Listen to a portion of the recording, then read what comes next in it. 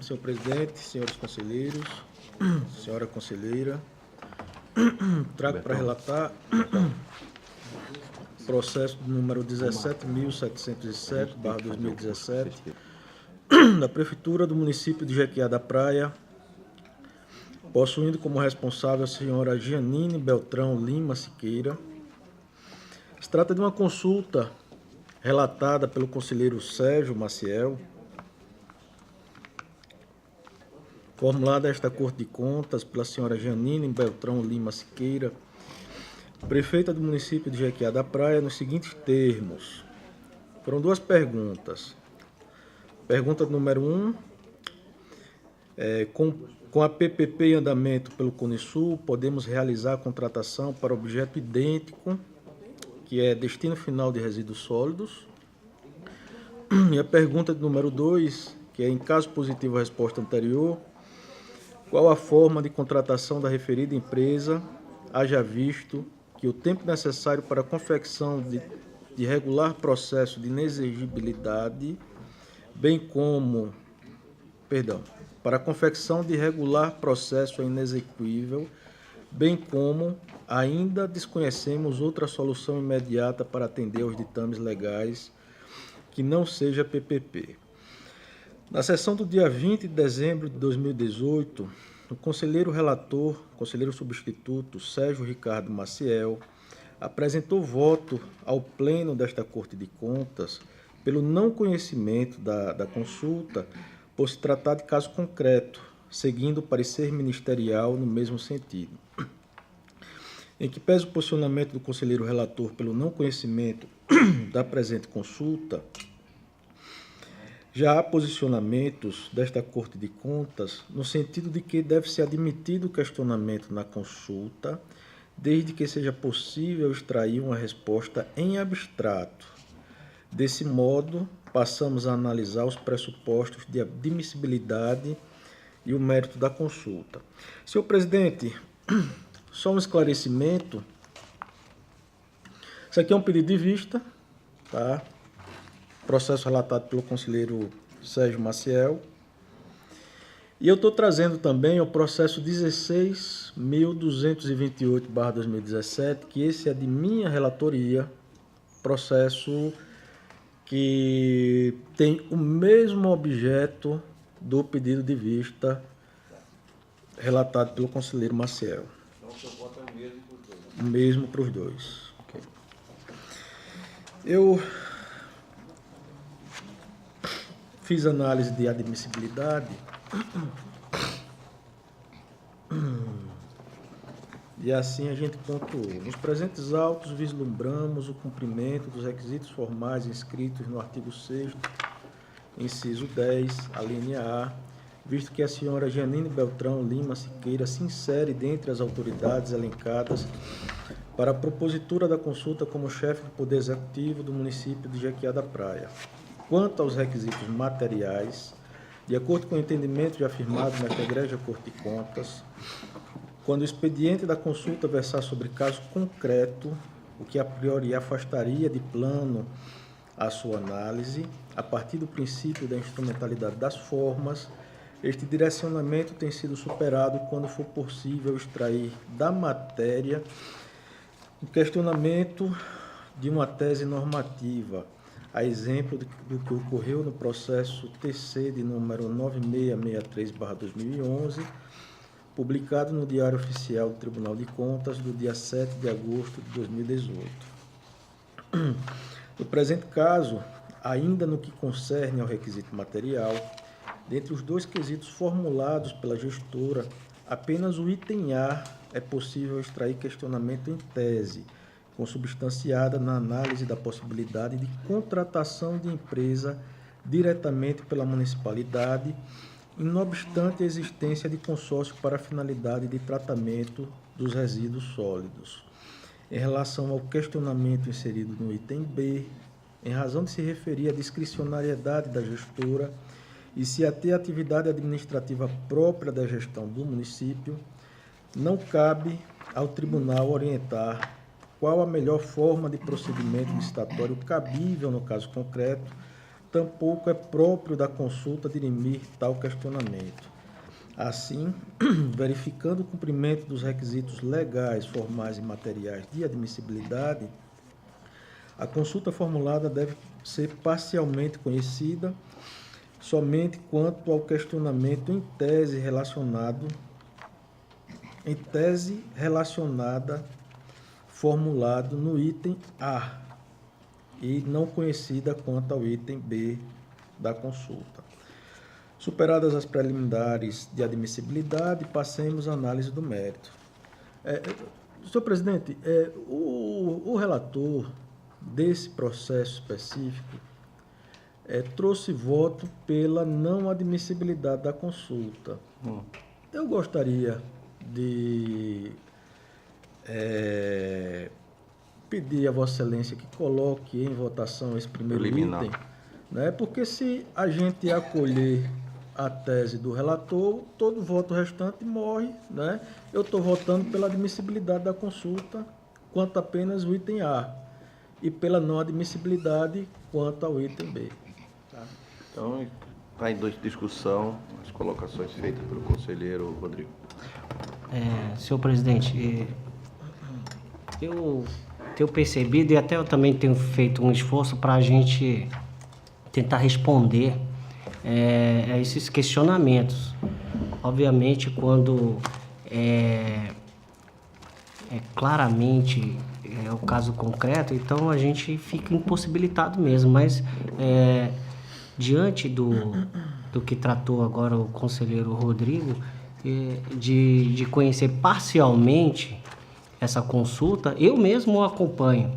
Eu entendo, se ele fez esse esforço e consegue trazer aqui para a gente isso aí, então eu até modifico o voto e para acompanhá-lo pela admissibilidade parcial desse item A aí dessa consulta. Então, está acompanhando, pode dar continuidade. Ok. Quanto ao mérito da consulta, o cerne dos questionamentos formulados a esta Corte de Contas pela senhora Janine Beltrão Lima Siqueira, prefeita do município de Jequié da Praia, detém-se na autonomia municipal. Sem intenção de esgotar o tema, antes de responder à presente consulta, necessitamos elucidar em breves linhas qual o âmbito de competência da municipalidade na gestão e condução das políticas públicas locais referentes ao tratamento dos resíduos sólidos. Importa observar de antemão que a ampla gama de direitos sociais amparados pela Constituição Cidadã teve grande reflexo no plano municipal, principalmente porque o município foi erigido a ente federativo, tendo sido anteriormente mera descentralização administrativa do Estado-membro. Como ente federativo de terceiro grau, as consequências para a promoção de direitos sociais e os direitos difusos e coletivos também foram distribuídos para o plano local, sobressaindo a partir de então o federalismo de cooperação.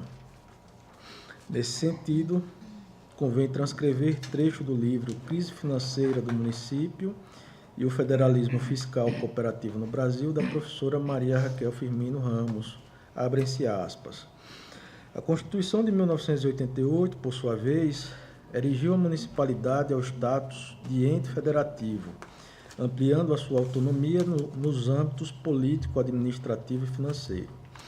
Além de estabelecer uma vasta lista de atribuições concorrentes com os demais entes federativos, prescreveu também a competência privativa para legislar sobre assuntos de interesse local, em substituição à antiga expressão, abrem-se aspas novamente, peculiar interesse, fecham-se aspas, presente nos textos constitucionais anteriores, fecham-se aspas. Vale observar que a Constituição de 1988 prevê em seu artigo 225 o direito ao meio ambiente ecologicamente equilibrado, sendo o dever do poder público e da coletividade a sua preservação em favor do bem comum desta e das próximas gerações.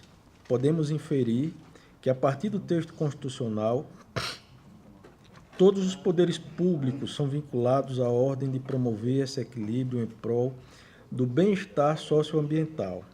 Nesse desiderato, Eli Lopes Meireles, na obra Paradigmática Direito Municipal Brasileiro, discorreu que a competência executiva do município para a proteção ambiental está expressa na Constituição da República, dentre as matérias de interesse comum a todas as entidades estatais. Dentre as muitas tarefas necessárias para o atendimento da proteção ambiental, destaca-se o adequado tratamento dos resíduos sólidos, porquanto o mau condicionamento dos rejeitos provoca a contaminação do solo e das águas por meio do chorume. Além disso, o condicionamento dos resíduos sólidos, os conhecidos lixões a céu aberto, gera uma série de riscos à saúde dos trabalhadores, animais e provoca a proliferação de doenças contagiosas à população circunvizinha. Por isso, conferir adequado tratamento aos resíduos sólidos é de extrema importância para o cumprimento da garantia do meio ambiente ecologicamente equilibrado.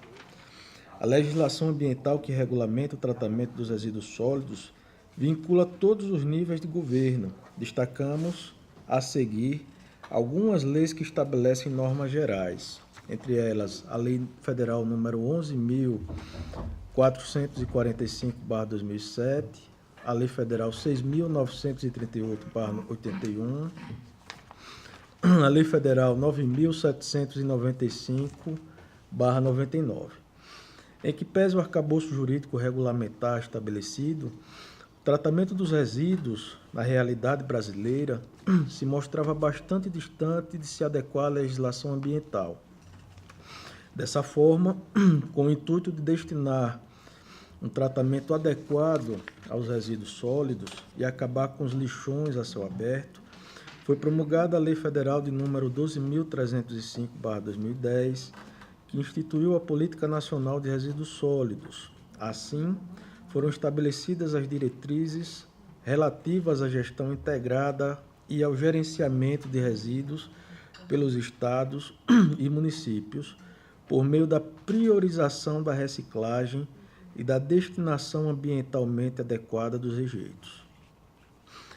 Nessa nova política de tratamento, acendeu-se a responsabilidade colaborativa entre Estado, sociedade e empresas, a fim de garantir o adequado tratamento do lixo, sobretudo por meio da lógica reversa e incentiva a formação de cooperativas de reciclagem.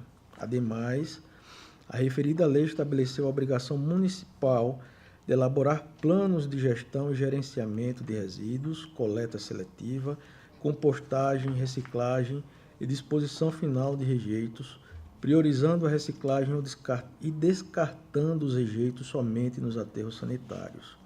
Entretanto, diante das deficiências técnico-financeiras presentes na maioria dos municípios brasileiros, para que isoladamente concretizem os objetivos desta política, diversos órgãos públicos, como o TCU e o Ministério do Meio Ambiente, realizaram estudos quanto à viabilidade de construção de aterros sanitários individualmente pelos próprios municípios. E conforme relatório de auditoria operacional realizado em 2011, o TCU constatou que, por causa do alto custo inicial e operacional de um aterro sanitário, somente a viabilidade econômica para a construção e manutenção da estrutura de tratamento, somente em municípios com mais de 100 mil habitantes, tal como descrito no próprio documento do TCU, em verbis, abrem-se aspas. A implantação de um aterro sanitário só possui economicidade quando a população atendida pelo aterro é superior a 100 mil habitantes. Esta constatação exclui a viabilidade de construção e manutenção de aterros pela maioria dos municípios brasileiros, em razão de que 90% deles possuem menos de 50 mil habitantes. Diante da baixa capacidade técnico-financeira da maioria das municipalidades, a Lei Federal 12.305/2010 priorizou a cooperação entre os municípios no intuito de diminuir os custos e aumentar a eficiência no tratamento dos resíduos sólidos. O incentivo à cooperação municipal via consórcios, regulamentados pela Lei 11.107/2005, passa a ser a opção mais eficiente e menos onerosa aos entes envolvidos. Os consórcios públicos evidenciam o aspecto do federalismo cooperativo via gestão compartilhada de objetivos, nesse caso, visando efetivar a política nacional. Com isso, privilegia-se a solidariedade entre os entes locais que se unem para suprir suas deficiências mediante a fixação de estratégias de cooperação a partir da previsão de responsabilidades compartilhadas, sem prejuízo da permanência do poder de gestão em cada uma das entidades envolvidas. Consórcios intermunicipais de saúde, associados a serviços públicos à luz da Lei Geral. Isso aqui eu estou citando a professora Daniela Melo Coelho e a professora Heloísa Helena Nascimento em seu livro Consórcios Intermunicipais de Saúde e Controle da Gestão Associada de Serviços Públicos à luz da Lei Geral de Consórcios. Mesmo com os municípios consorciados, a competência para a gestão dos seus respectivos resíduos sólidos, por força do artigo 10 da referida lei, permanece com a esfera municipal em sua individualidade. A norma que estabelece a cooperação não visa, portanto, retirar a autonomia federativa municipal que está constitucionalmente consagrada no que concerne à gestão dos serviços públicos de interesse local, conforme se depreende da Constituição de 1988, em seu artigo 30, inciso 5º. Percebemos, portanto, que não há antinomia entre a competência dos consórcios municipais e a competência dos municípios considerados isoladamente, sendo inconteste a competência da municipalidade para a gestão dos serviços públicos de interesse local.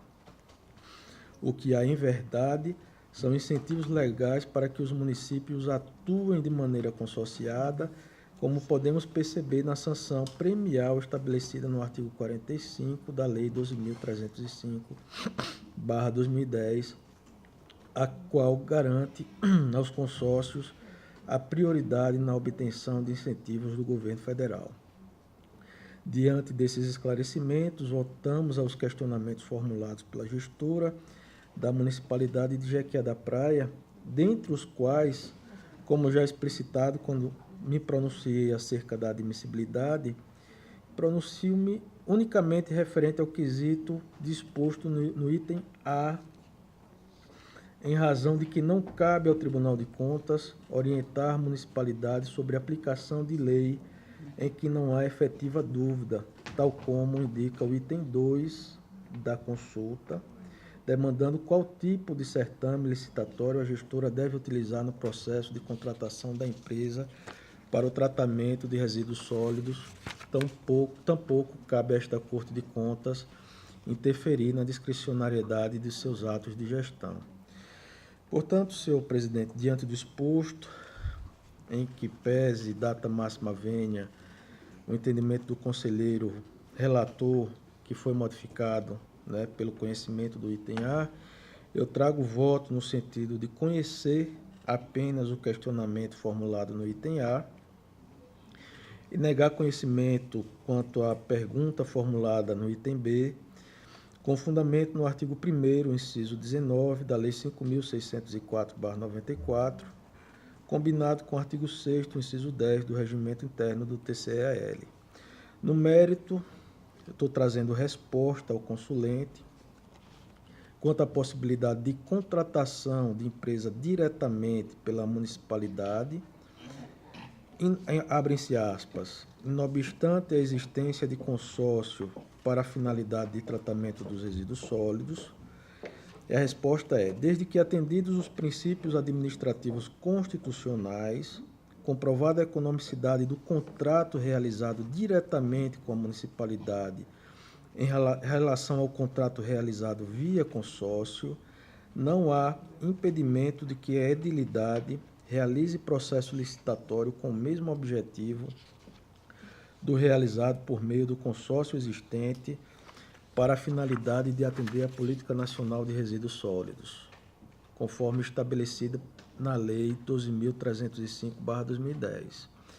Em razão de que a existência de consórcio não tem o condão de excluir a autonomia municipal para a gestão de suas competências no âmbito do interesse local, deve observar, entretanto, que a preferência do contrato individualizado com a municipalidade deverá atender à viabilidade técnico-financeira que torne sustentável a gestão individual do aterro sanitário. Caso contrário, não haveria o primado do interesse público que justificasse a contratação de empresa por um único município para a gestão da Política Nacional de Resíduos Sólidos, quando houvesse menores custos, maior eficiência e maior segurança quanto à perenidade da prestação dos serviços ofertados em aterro sanitário gerido por via do consórcio existente. Outro sim, a opção pela gestão do aterro sanitário diretamente pela municipalidade não a exime dos compromissos contratuais assumidos com o consorciado. É como eu estou votando, senhor presidente. Doutor Gustavo. Em discussão. Pois não. Assim, para mim, parece um pouco contraditório existir no município a possibilidade dele ter uma empresa gerindo, lixão é o termo vulgar, na verdade, o aterro sanitário, e está consorciado. Por quê? Porque pela lei de consórcios públicos há toda uma sistemática, inclusive aprovação por lei, protocolo de intenções. E isso me preocupa, e principalmente pela questão do contrato de rateio, em que ele é obrigado a vir ter recursos. Imaginem, acredito que não seja parcos recursos a serem investidos no aterro sanitário. O município contrata diretamente, mas faz parte do consórcio público, vertendo, através do contrato de rateio, também recursos públicos para aquele consórcio. Como é que se daria isso numa economia municipal fragilizada? Eu acredito que, evidentemente, não se possa malferir a competência municipal para contratar serviços, adquirir bens, desde que respeitada as normas legais. Mas eu não veria como, assim, producente ele faz essa contratação e está vinculado a um consórcio público. No meu entender, ou seria uma coisa ou seria outra. A minha manifestação a respeito, que isso é de ordem legal, duplamente, a previsão da lei de consórcios públicos e da autorização, da aprovação do tal protocolo de intenções em lei para que haja, de fato, a feitura desse consórcio público. Independente do município ter o prefeito, presidente ou não do consórcio, mas sempre há o contrato de rateio, que é o recurso público indo a este ente consorciado responsável por essa administração.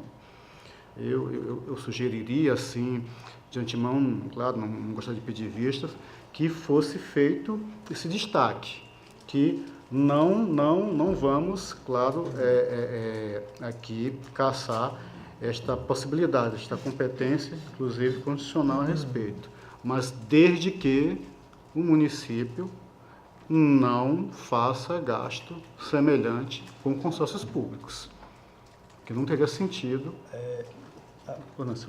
Senhor conselheiro Samuel, o voto ele se limita a apresentar, logicamente no voto a gente apresenta que o consórcio é a melhor opção. Certo. Não é?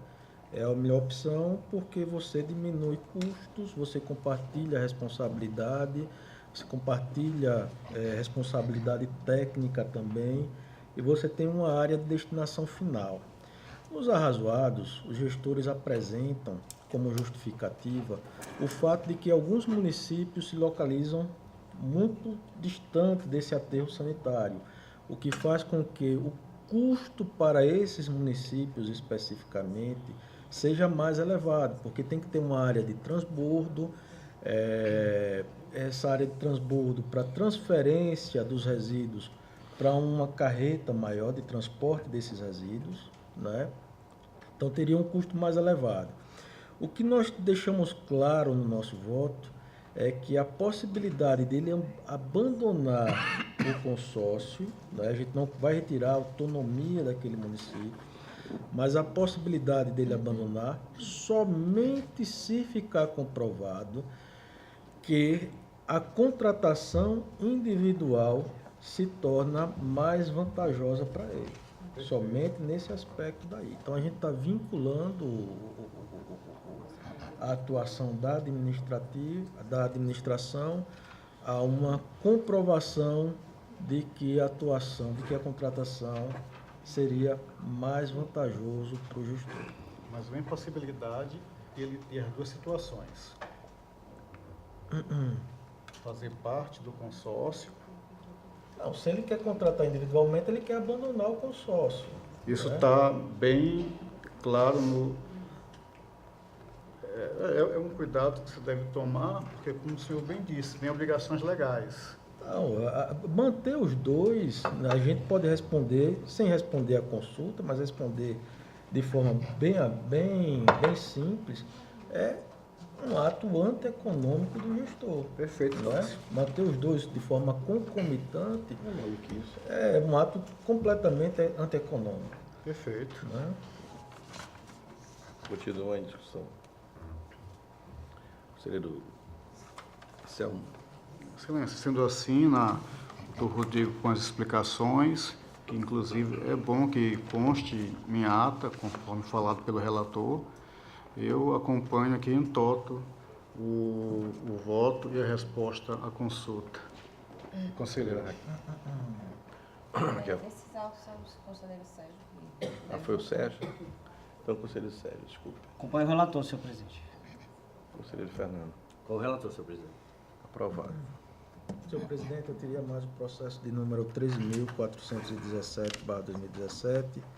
Esse, na verdade, eu estou retirando de pauta. Ok. Senhor presidente, conselheiro Rodrigo, esse voto ele foi para os dois processos ou que está retirando de Para pauta? os dois processos.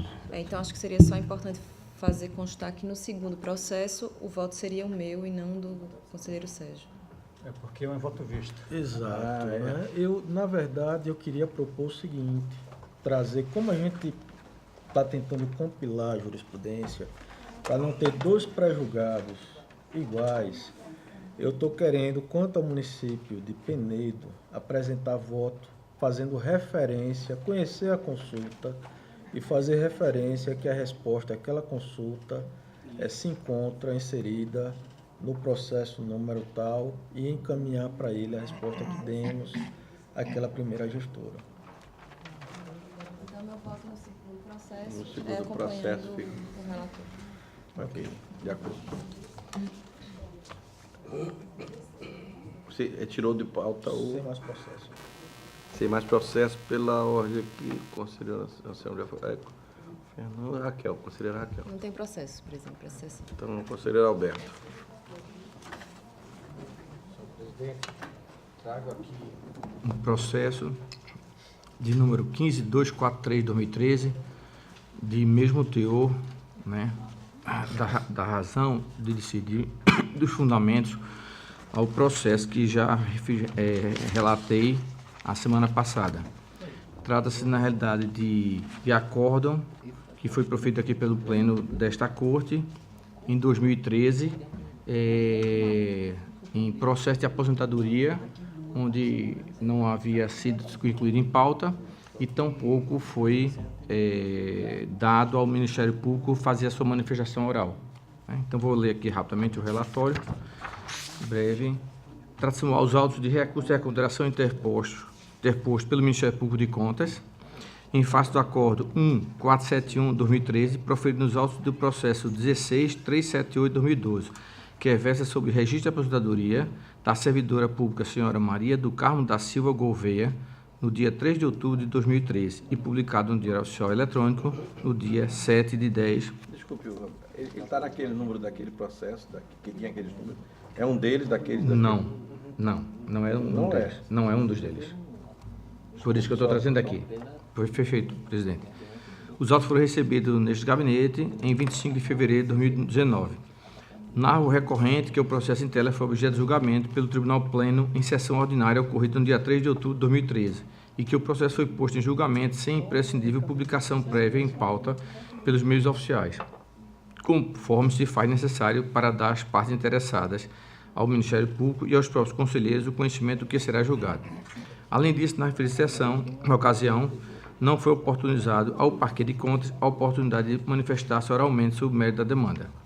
Por fim, o recorrente requer a admissão do presente recurso, a declaração de nulidade da decisão proferida por absoluta incompetência do órgão julgador e também da violação ao princípio do devido processo legal, a submissão do feito a novo julgamento, independente de diligência das informações. É o relatório, senhor presidente. Senhor presidente, o Ministério Público opina pelo provimento do recurso. Senhores, a competência do Ministério Público para recorrer já é de lei aqui nesta corte. Foi feito dentro do prazo regimental e, portanto, a competência e a admissibilidade estão dirimidas. E na análise com esse processo é idêntico ao anterior e já relatei a essência da questão e acrescenta apenas, inclusive, que o Tribunal de Justiça, em mandato de segurança de número 0500-311-49-213-802-000, julgou por unanimidade a nulidade de 5 processos aqui idênticos a esse.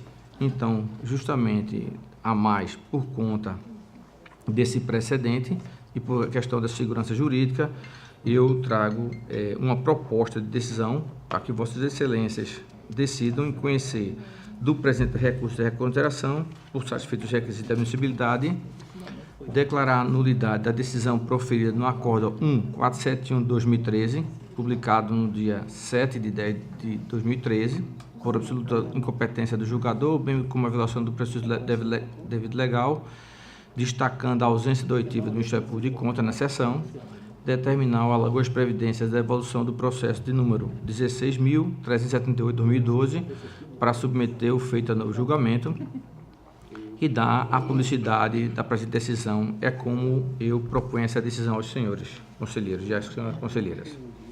Em discussão. Em votação. Conselheiro Fernando. O relator. Conselheiro Rodrigo. Eu acho que eu estou pedido nesse processo. Não. Porque aqui foi uma representação do Colégio de Procuradores, de Vossa Excelência também constava aqui. Declaro impedido. Me desculpe, Está impedido. que foi o Colégio de Procuradores. Conselheiro Anselmo. Adota as razões do relator. Conselheira Raquel. Aprovado.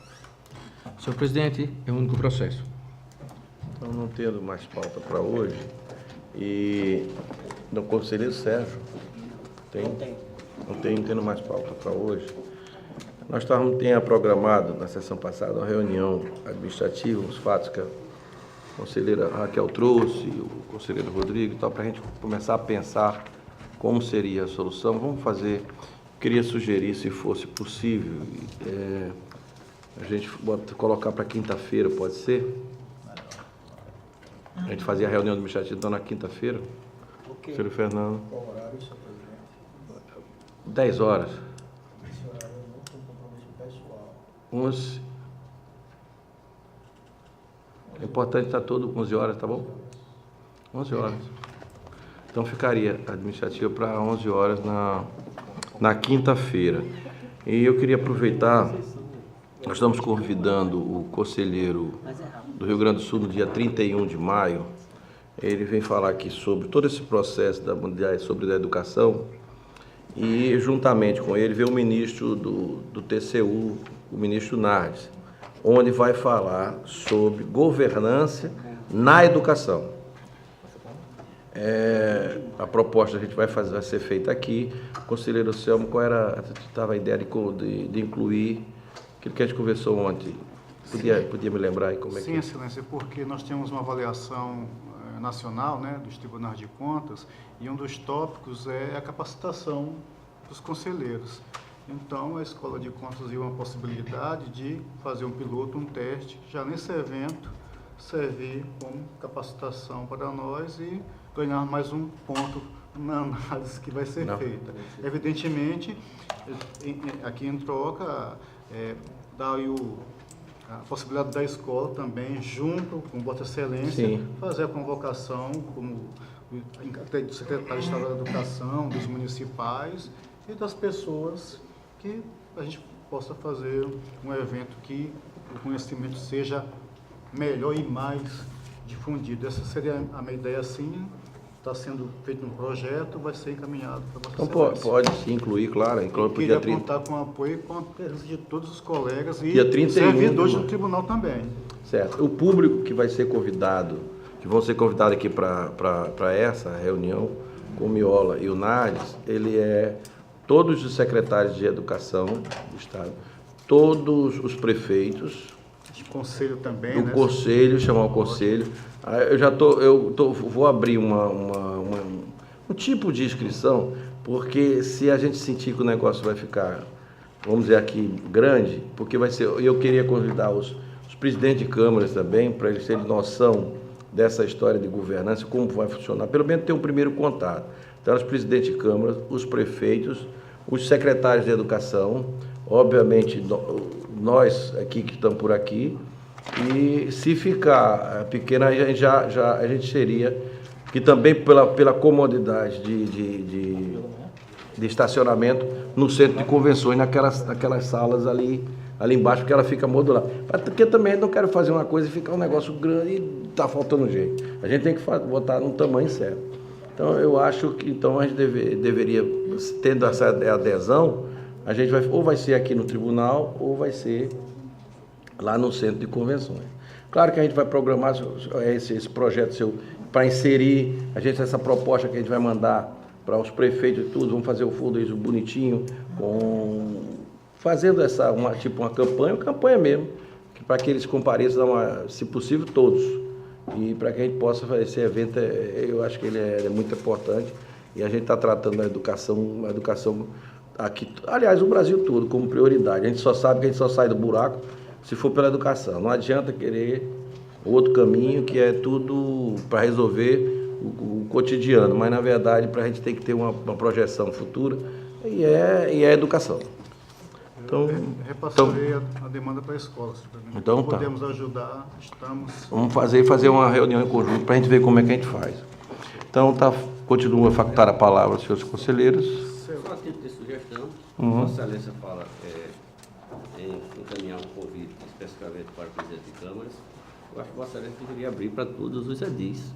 Todos os vereadores? Todos os vereadores. Os vereadores, que são pode ser. representantes legítimos do povo nos seus Não, municípios. pode ser sim, como eu estava falando, secretário, prefeito, veio só o presidente, mas pode ser, vamos abrir, até porque quanto mais, melhor. E a gente tem o espaço, já está organizado o espaço, pode ser cedido lá embaixo, no centro de convenções, e tendo espaço para estacionamento, facilita. E obviamente já estou facilitando, estou marcando para uma sexta-feira, que aí o pessoal do interior gostaria muito de vir para a capital para participar do final de semana, para ficar mais à vontade. Beleza. Então ficará também, vamos fazer o convite extensivo a todos os vereadores. Já tem data, presidente? 31 de maio, né? de maio. Excelência, eu Pois não, queria pode dois falar. assuntos rapidamente. O primeiro é que, na minha ausência, parece que foi falado alguma coisa sobre as prestações de contas do governador de 2017. 12 já foi, né? 2017, que eu sou o relator. Sim. E aí eu pediria para Vossa Excelência, aí eu não sei se o Ciro Rodrigo, o Ciro Fernando também, que eu acho que é da comissão, a gente tem um problema que essa prestação de contas ela é virtual. Tem um normativo, mas o normativo fala que a análise deve ser feita da prestação de conta virtual, mas não discrimina a forma de procedimento, no meu entender, que permite a gente fazer essa análise. Esse, na minha visão, é o primeiro problema. O segundo é, vencido isso, temos um problema maior, que é colocá-la ela virtualmente para julgamento aqui no plenário. E tem que ser solucionado para a gente possa trazer. Não só prestação de contas do governador, não. Todos aqueles que são virtuais. Não, claro.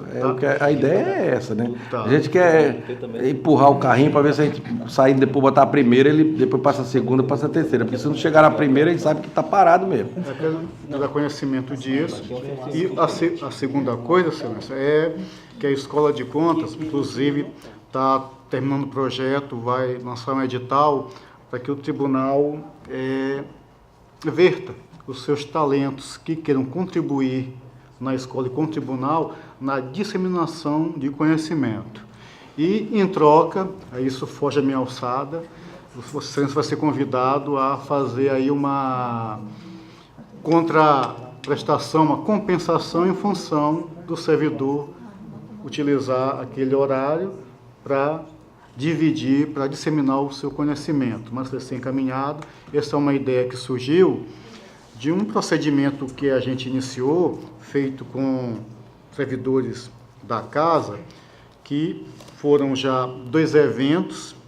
O evento que teve como instrutor, o facilitador, como gostam o pessoal da atualidade de falar, o ex-servidor, hoje um dos diretores da casa, Fernando Bezerra Costa, que tratou das prestações de contas de gestão da administração indireta, e qual agradeço, inclusive, a sua participação, a sua diligência.